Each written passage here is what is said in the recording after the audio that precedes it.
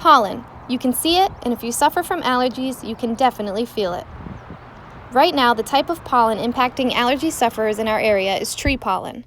The tree pollen count for this week in Western Mass is nearly 4,000. Anything above a count of 1,500 is considered very high. It's very high now.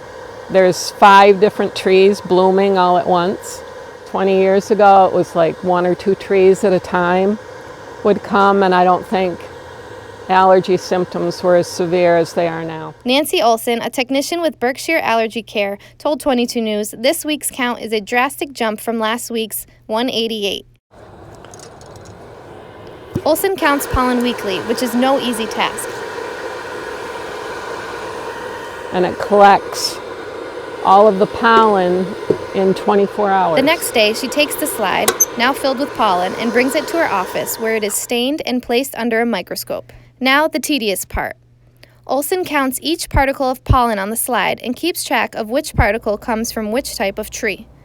This week's slide had approximately 1,700 particles of pollen on it, all of which she counted herself. And this one would be the starburst one, the cedar, 1, 2.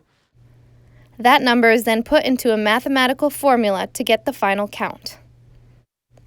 Berkshire Allergy Care Dr. Charmi Patel told 22 News having the pollen count helps her deal with her patients. So if the count is very high, patients can have more symptoms. Patel said tree pollen season came a little later this year due to a long winter and wet beginning of spring. And although tree pollen season will be coming to an end soon, next up will be grass pollen. Usually, in terms of pollen avoidance, it's good to wear sunglasses, make sure you keep your windows up when you're in the car so the pollen doesn't come inside. Make sure that you use air conditioning when you're in the house so pollen doesn't come into the home.